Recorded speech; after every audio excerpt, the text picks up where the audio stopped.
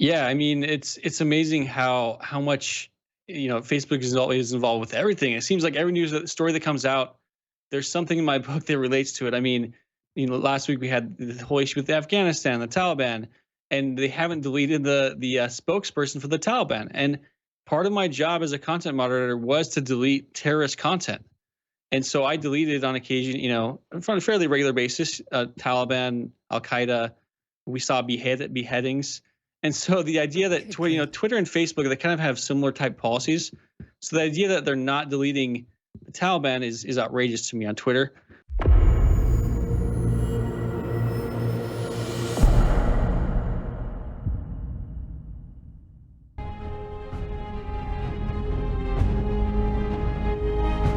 You're tuned in to the American Journal with your host, Harrison Smith.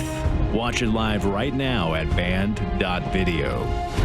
Welcome back, Christy Lee, guest hosting the American Journal today.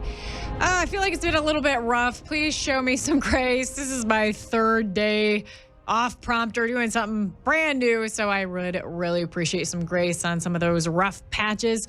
But all is well because we have a wonderful guest with us today, very relevant to the discussions I was having earlier. Talked about how I got my first strike on YouTube, and then as far as Facebook goes, this is the second time they've just scrubbed something off my page with no warning, no strike, no nothing, no acknowledgement of the fact. It's just poof, gone, disappeared, no explanation. So hopefully to shed some light on this is Ryan Hartwig. He began working at Cognizant for Facebook Project March 2018 as a bilingual content moderator. Early on, Ryan noticed examples of biases, wrote a letter to several members of Congress and senators in May of 2019. After not hearing back, he reached out to several news organizations and ended up connecting with Project Veritas. As a result, on July 27th, 2020, Congressman Matt Gaetz announced he was sending a criminal referral to Mark Zuckerberg for possible perjury for his April 2018 testimony before Congress, which many of us have seen. Zuckerberg testified that Facebook doesn't censor political speech. Ryan's firsthand experience as a content moderator and his undercover videos directly contrasts with Zuckerberg's testimony. Ryan's written about his experience in his new book, so check that out. It's called Behind the Mask of Facebook. That can be found where books are sold anywhere. Ryan, long introduction, but you deserve that introduction. Just want to welcome you in. I am fascinated to kind of dig in on this because I've had a lot of warning signs from Facebook recently that they're messing with my page, and I do have that blue check mark from being a news anchor for so long, but I think that they're on to me that I actually want to share both sides of the story. Shocker. So Ryan, what's the latest right now? You've taken quite the journey. We commend you for your bravery. So what's the latest news information you can share with us? Yeah, I mean, it's amazing how much Facebook is always involved with everything. It seems like every news story that comes out, there's something in my book that relates to it. I mean, last week we had the whole issue with Afghanistan, the Taliban, and they haven't deleted the spokesperson for the Taliban. And part of my job as a content moderator was to delete terrorist content. And so I deleted on occasion, on a fairly regular basis, Taliban, Al Qaeda. We saw beheadings. And so the idea that Twitter and Facebook, they kind of have similar type policies. So the idea that they're not deleting the Taliban is outrageous to me on Twitter. I mean, we had directives from the Department of State. We had lists of designated terrorist organizations. We had to study the flags and know what to delete. So it's insane that, it doesn't surprise me that they've made exceptions for other people in the past. They're making an exception for the Taliban, but it's shocking because the policy does exist to delete these terrorist groups. I personally deleted terrorist groups from social media. And so it's just outrageous that they're not taking the Taliban off of Twitter. How does one become a content moderator? How does one become what you were doing for Facebook? Yeah, so I applied there when I was working security at a furniture store prior to that. So, but I did have a bachelor's degree. But it seemed like most of the people there were like in their early 20s, just young people. But when you apply, it's with Cognizant. It doesn't say Facebook. So it really was entry level. A lot of these kids were just out of high school, early 20s. And so I was kind of the older guy in the crowd. But That's what it was. It was contract work, making $15 an hour. Um, and so that was a process. It was fairly easy to get the job. I mean, they did a cognitive test, which but yeah, that's how I got the job. What was the first warning signs that you saw that's something that these rules weren't being applied fairly? Yeah, so summer of 2018 was my first summer working there. So I've been there about 3 months. Because it was Pride Month, and so Facebook said, "Hey, we're making exceptions. We're going to allow bare female nipples in the context of a protest."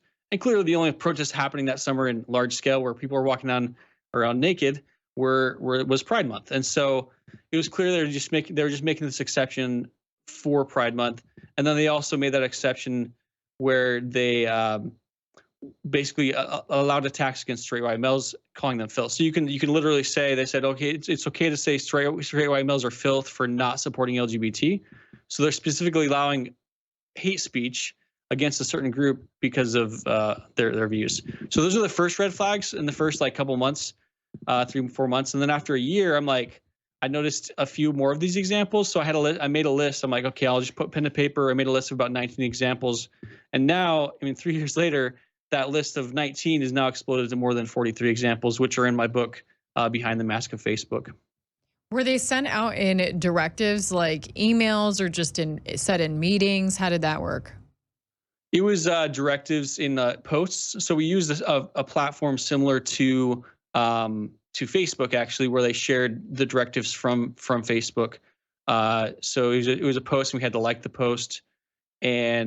But yeah, it was clearly from my coworkers told me, like, we had Cognizant supervisors, but the client was Facebook. We were trying to make them happy, and Cognizant just copied and pasted the directives from Facebook and told us what to do. So yeah, it was all Facebook at the top, and it's built into the policy. Yeah, there's moderators, my coworkers, some of them were biased, but at the end of the day, Facebook policy is skewed to the left, and that was designed by the Facebook, people at Facebook headquarters. Did any of your coworkers share your concerns, or were they just lockstep and cheering this on? Some of them did question it. A lot of them questioned, Facebook's financial motives, that it was all about the money for them. But surprisingly, like, there's a lot of my coworkers who were kind of quiet, who weren't really very open politically. Everyone knew I was conservative, pretty much. But a lot of my coworkers just privately share these beliefs with me, and there's a lot of interactions that were not in the original Project Veritas video, and I've included those transcripts, those raw transcripts, in the appendix of my book, actually. Wow. And so did you ever go straight to your superiors and share these concerns? So we were allowed to provide feedback to Facebook on different policies, and as a result, Facebook did modify some of their policies. But as far as this goes, like, one of my direct supervisors, her name was Monica. She was leftist, and yeah, and so I didn't feel really comfortable raising it up with her. So there wasn't really a channel for me to raise that up to the client. How much control are these? You said a lot of your coworkers were younger, fresh out of college. How much control are they given to moderate content? Well, we did have quality assurance, so we were graded, so you couldn't just go off the deep end and delete whatever you wanted. But we did have some. If you didn't get graded, we got graded on about 50 out of 1,000 pieces of content we moderated, so about 5 to 10%. So you could get away with it if QA if it didn't happen that you got randomly graded by QA, you could get away with things. But it was open to interpretation. We're reading this policy, and it's open to interpretation. So even if you got it wrong, you could fight back and get your points back from QA. So yeah, we did have some. We followed Facebook's rules, but there was a little bit of a gray area. How does that work? Is it with the assistance of an algorithm? Like, certain words or phrases or things are flagged, and then it goes to you guys to review? How does that work? It's a combination. So they would dump things in our queue, and I could only see one post at a time. So I couldn't scour through posts or search things. It just got dropped into my lap. but the AI bots did scour the internet for phrases, and they could change what we reviewed. So Greta Thunberg's a perfect example. So when people were calling her retarded, their AIs scoured, the internet and dumped all the Greta Thunberg retarded jobs into our queue so we could delete them. So that's one example of like AI working in combination with human moderators. All right. This is so fascinating to talk to you about how this works and the journey you've gone through. And we want to hear more. So if you're enjoying this, stick around. We're going to talk more with Ryan after the break. Your feet shall tread. Rep your set wherever your feet shall tread. Rep wherever your feet shall tread. Rep your set wherever your feet shall tread. Rep. I go from where it ain't. Man, I didn't get any kind of fun music like this when I was doing traditional news. I'm bouncing in my seat. This is great. Christy Lee here, guest hosting the American Journal. I believe it was Friday, but all the days are bleeding together now that I was talking about. I did a whole segment on people that are standing up, that are being brave for what they believe in. And I mean, we are the army. We have to unite and save America. Stand up, leave, strike, whistleblow. And that's what we're talking about today. We have Ryan Hartwig on with us, a brave whistleblower about what's going on with Facebook that we can all clearly see. But then you got the schmuck Mark Zuckerberg saying, "Oh no, we don't do any political censorship speech." What? But Ryan Hartwig has been in this battle since sounds like 2018. Let's just welcome him in so we can kind of recap and ask you some more questions. So you started with Facebook as a content moderator in 2018. So take me through what led to you finally leaving, because you were seeing the red flags, you were seeing that there was different rules for different sides. So tell me how that made you exit. Yeah. So I noticed those red flags the first year, and then reached out to Project Veritas around May of 2019. And I volunteered to film with a hidden camera. So I did that for about 9 months. And so what's interesting is I filmed up until the end. So our company Cognizant, they ended the contract with Facebook.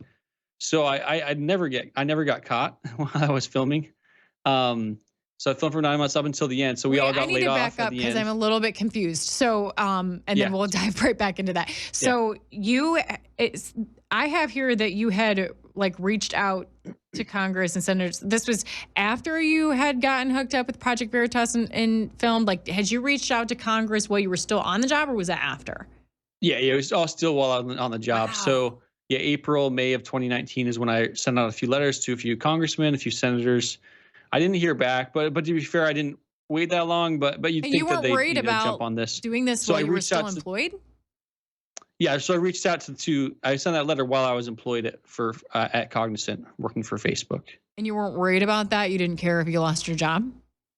No, I mean, I felt like that would be more whistleblower protection from Congress. But yeah, I wasn't worried about that. But obviously, when I started filming as well, that was a concern. Getting fired. It was a decent job for me with good health insurance and benefits.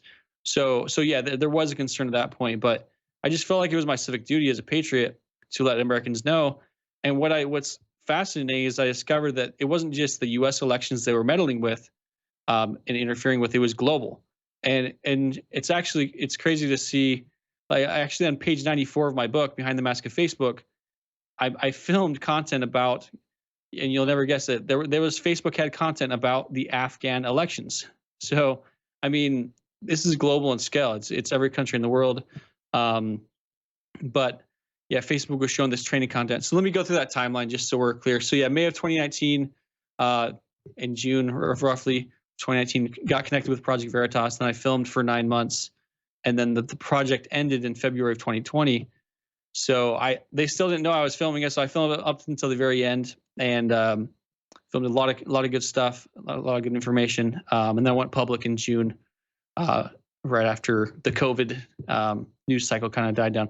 But that's kind of a summary. Hopefully that makes sense. Does that make sense, Kirsty? As Yeah, far I as just the wanted to make timeline? sure I had the timeline correct, and I wanted to clarify that you had actually reached out while you were still on the job, and that didn't get you fired.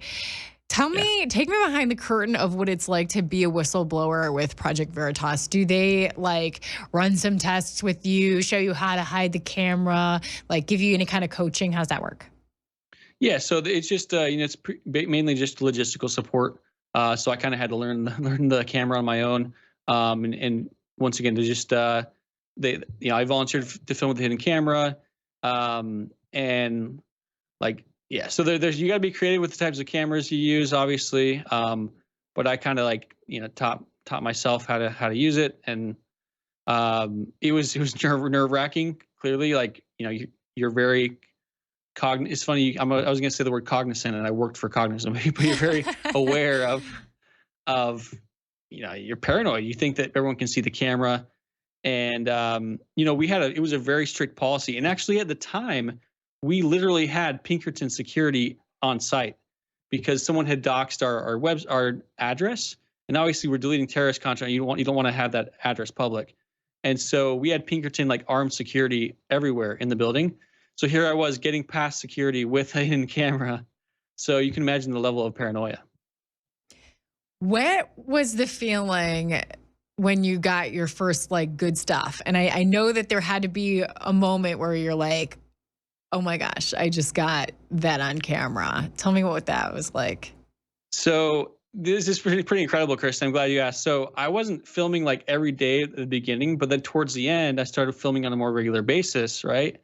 And so I happened to be filming that one day, and I got out of nowhere, I got pulled into HR, and they started grilling me about something I'd shared with a coworker like a month ago. I was talking about a protest I went to like 5 years ago, protesting radical Islamic extremism, and I was holding a sign with Charlie Hebdo cartoonists, and I was on the cover of LA Times. All I did was share the link to the LA Times with my coworker, made no comments whatsoever, and I got grilled by HR for that, for sharing a post about me, expressing my freedom of speech. And so I was filming, so I was so glad I was filming that day. And then later that week or that day, I told the people at Project Veritas about that, and they were very excited. And James O'Keefe was excited about that. I was basically it just proved everything that was true about Facebook because I was being persecuted for my political beliefs. Crazy. And then I know that sometimes in my experience with being a journalist, I know I got something good, but then I start to panic, like, was it recording? Did you have any feelings like that? Yeah.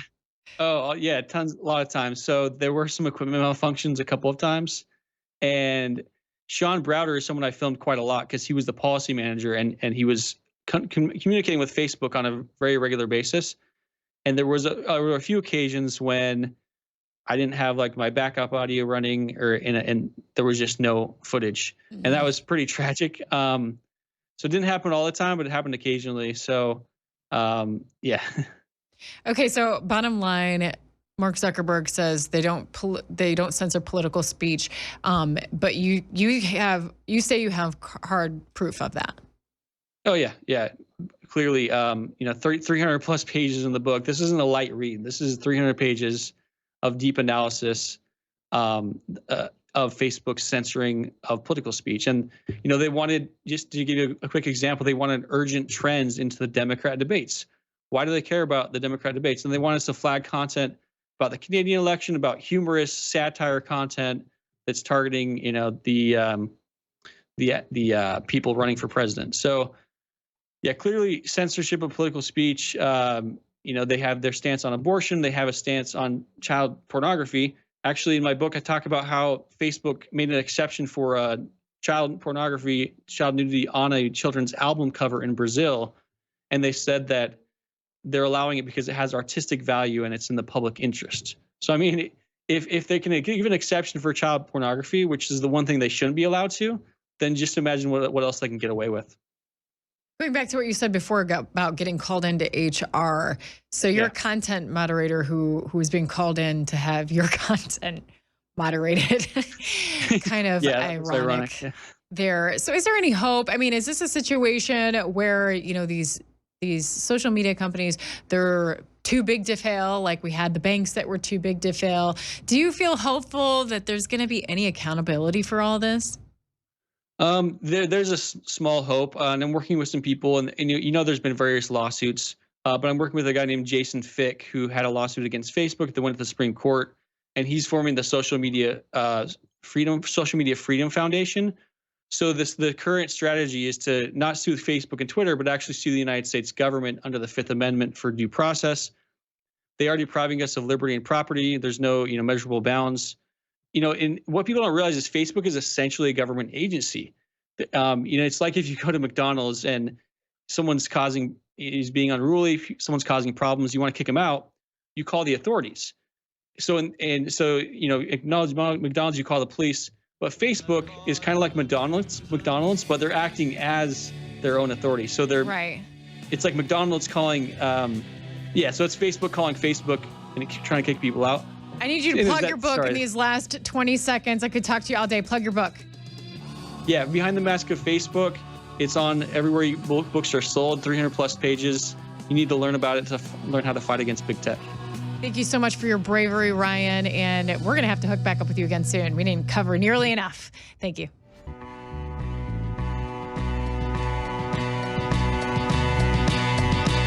You're tuned in to the American Journal with your host, Harrison Smith. Watch it live right now at band.video.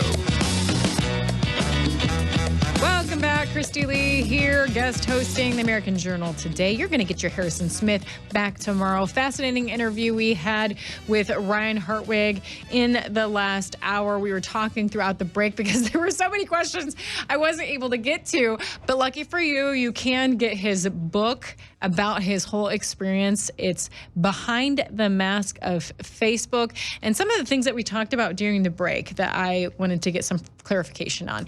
So he said he was laid off in February of 2020. So that was before we were dealing with all this pandemic nonsense, before we were seeing all of this medical information or talk of the jab being censored. So he didn't really get to see that angle of it, but he saw just how bad it was on the political side of things, that he has the proof in his book that they absolutely do take political sides.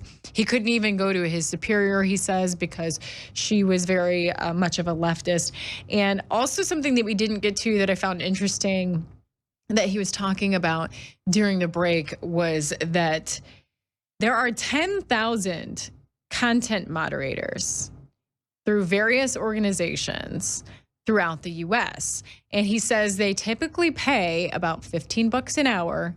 So you're having these typically younger people, maybe college students or fresh out of college, that are making these choices on what other people are able to talk about and see and read about. So there's that. And the other part that's disturbing about this that I hadn't thought of is about the content that truly does need to be moderated. So he talks about this in his book too, that they're having to look over and deny or approve, in some cases, things like child porn, things like beheadings. And he was very much, since he was more on like the bilingual Spanish side of things, he said he was seeing a lot of torturing with cartels. I mean, what a recipe for disaster. You have like a bunch of college students or fresh out of college people making $15 an hour, 10,000 content moderators over the entire United States that are sifting through what we can and cannot read or see. And clearly there's a need for content moderation when it has to deal with pornography or extreme violence. But like I said, recipe for disaster. You have young people looking at pornography and violence on the daily to moderate it and make sure it doesn't end up on Facebook. That's a really disturbing thought. We have 10,000 people looking at all these disturbing things to moderate it. So on that sense, there's a need on that end. But they're also able to arbitrarily decide what we can discuss or share or debate. And he said that they do, at least where he worked at, that they do get ratings. They get, theoretically, they can't just at will delete, remove what they don't like because of the ratings, but they would have to have a reason for them to look at the person's ratings. So typically those that are in college or fresh out of college, they've just been indoctrinated by the liberal university system. And then they're thrown into our public square, our modern day public square, to apply what they've been learning from their liberal professors on what we can and cannot discuss, debate, or investigate. All the while split up by watching some porn, beheadings, cartel torture. Interesting. So make sure that you get our last guest's book. It's called Behind the Mask of Facebook. I want your calls on this topic. 1-877-789-2539. 1-877-789-2539. Give me a call.